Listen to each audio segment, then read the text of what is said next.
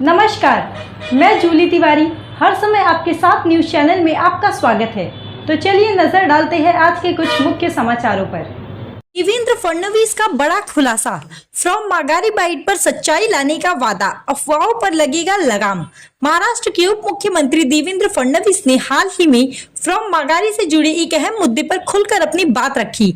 यह मामला एक विशेष बाइट को लेकर है जिसमें यह दावा किया जा रहा है कि कुछ प्रमुख नेताओं ने यह बाइट दी थी जबकि अन्य ने इससे परहेज किया। फडणवीस ने मीडिया से बातचीत में कहा कि इस मामले को लेकर कई तरह की गलतफहमियां और अफवाहें फैल रही है और सरकार इस पर सख्त कदम उठाने की तैयारी कर रही है। फडणवीस ने साफ किया कि फ्रॉम माघारी बाइट के संबंध में जो भ्रम पैदा हुआ है वह पूरी तरह से जांच के बाद ही स्पष्ट हो सकेगा। उन्होंने कहा कि यह जरूरी है कि सच्चाई जनता के सामने आए और किसी भी प्रकार की गलत जानकारी को रोका जाए। हम लोगों के सामने पारदर्शी रूप से सच्चाई लाना चाहते हैं ताकि किसी को भी गलतफहमी न हो, ऐसा फडणवीस ने कहा। उप मुख्यमंत्री ने यह भी कहा कि इस मामले में जिम्मेदार व्यक्तियों की पहचान की जा रही है और जल्द ही उन पर कड़ी कार्रवाई की जाएगी। उन्होंने चेतावनी दी है कि यदि किसी ने जानबूझकर झूठी खबर फैलाई तो उन पर कानूनी कार्रवाई करने में सरकार पीछे नहीं हटेगी। फडणवीस ने स्पष्ट किया कि ऐसे संवेदनशील मामलों में जनता को गुमराह करना अस्वीकार्य है। फडणवीस ने सभी से अनुरोध किया कि वे केवल आधिकारिक सूत्रों से ही जानकारी प्राप्त करें और अफवाहों पर ध्यान न दें। उन्होंने आश्वासन दिया कि फ्रॉम माघारी बाइट पर जल्द ही विस्तृत जानकारी सार्वजनिक की जाएगी ताकि लोगों को सही तथ्यों का पता चल सके। इसके साथ ही सरकार यह सुनिश्चित करेगी कि भविष्य में ऐसे मामलों में पारदर्शिता बनी रहे और जनता तक सच्चाई बिना किसी रुकावट के पहुंचे। इस बयान से फडणवीस ने स्पष्ट संकेत दिए हैं कि महाराष्ट्र सरकार जनता के बीच फैले भ्रम को दूर करने के लिए पूरी तरह प्रतिबद्ध है और किसी भी प्रकार की अफवाह को बढ़ावा नहीं दिया जाएगा। भाई निश्चितपणे त्या ठिकाणी पक्षाकरता त्याग करतील। त्यांचा एक स्वभाव आहे, एखादी गोष्ट जर मनाला पटली नाही तर थेट ते सांगतात।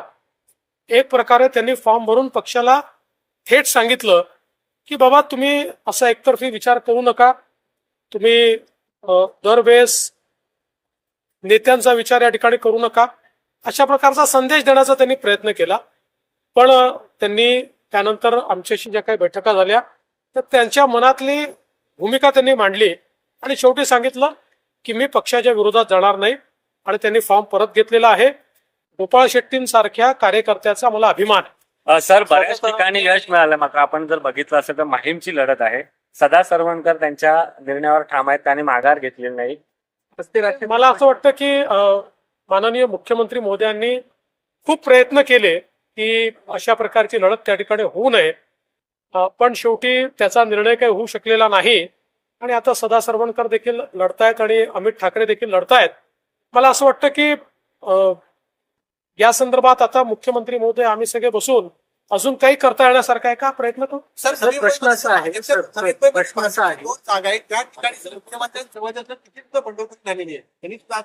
असं आहे की मुख्यमंत्र्यांनी आणि आम्ही सगळ्यांनी बसून वेगवेगळ्या कॅन्डिडेट समोर वेगवेगळ्या पक्षांचे जे बंडखोर होते त्यांच्याशी चर्चा केली आणि चर्चेअंती त्यातल्या 90-95% लोकांनी आपले फॉर्म्स परत घेतलेले आहेत।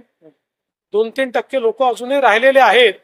त्या संदर्भात आम्ही महायुती म्हणून निर्णय करू आणि कुठल्याही पक्षाचा उमेदवार असला तरी तीनही पक्ष महायुतीच्याच मागे उभे राहतात। सर, अनुषंगाने एक प्रश्न, भाजपनं अमित ठाकरेंना पाठिंबा देऊ केलाय, स्पष्टपणे तुम्ही भूमिका मांडली। दुसऱ्या बाजूला शिवसेनेचे उमेदवार रिंगणात आहेत, महायुतीचे उमेदवार म्हणून नेमका प्रचार, म्हणूनच मी सांगितलं बघा, भारतीय जनता पक्षाची मानसिकता काय हे मी त्या ठिकाणी सांगितलेलं आहे।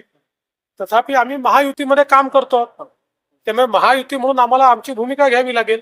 म्हणूनच या संदर्भात मुख्यमंत्री आमचे नेते आहेत, त्यांना विश्वासात घेऊनच आमची भूमिका ठरेल। असं दुसऱ्या बाजूला अजून एक अपडेट आहे, आज जरांगे पाटलांनी त्यांचा निर्णय जाहीर केलाय, कुठल्याही मतदारसंघामध्ये उमेदवार देणार नाही असं त्यांनी स्पष्ट केलंय। काल खऱ्या अर्थानं काही जागांची यादी आली, मात्र आज तो निर्णय त्यांनी बदललाय। याचा नेमका कसा परिणाम होऊ शकतो? असं आहे की लोकशाहीमध्ये लढायचंही हा स्वतःचा निर्णय असतो आणि नाही लढणे हाही निर्णय घेण्याचा अधिकार आहे। त्यांनी स्वतः पहिले लढण्याचा निर्णय घेतला होता, त्यांनी मुस्लिम नेत्यांशी चर्चा केली, वेगवेगळ्या नेत्यांशी चर्चा केली, त्यांनी जागा घोषित केल्या, तो त्यांचा अधिकार होता। त्यांनी आज घोषित केलं की नाही आम्हाला लढायचंच नाहीये, तोही त्यांचा अधिकार आहे। त्यामुळे याच्या संदर्भात यापेक्षा जास्त मला काही बोलायचं नाहीये. उद्या जर त्यांनी काही राजकीय भूमिका घेतली तर मग त्या संदर्भात माझं मत काय आहे ते मी मांडेन. आज मी एवढंच पुरतच म्हणेन की शेवटी तो त्यांचा लोकशाहीतला अधिकार आहे, त्यांनी वापरला. सर, रश्मी शुक्ला यांची बदली करण्याचा निर्णय केंद्रीय निवडणूक आयोगाच्या वतीने घेण्यात आला. खूप आरोप या संदर्भाचे. असं आहे की केंद्रीय निवडणूक आयोगाने एखादा निर्णय घेतल्यानंतर त्याच्यावर फार काही कमेंट करावं असं मला वाटत नाही. पण माझी अपेक्षा आहे की आता काँग्रेसला, उबाठाला किंवा शरद पवारांच्या पक्षाला हा निर्णय चांगला वाटतोय. त्यांच्यातल्या काहींनी याचं स्वागत देखील केलं.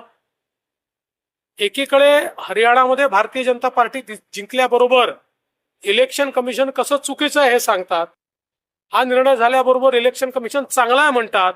उद्या पुन्हा एकदा महायुतीचं सरकार आल्यानंतर आज के लिए बस इतना ही. कल फिर मिलेंगे इसी समय इसी चैनल पर.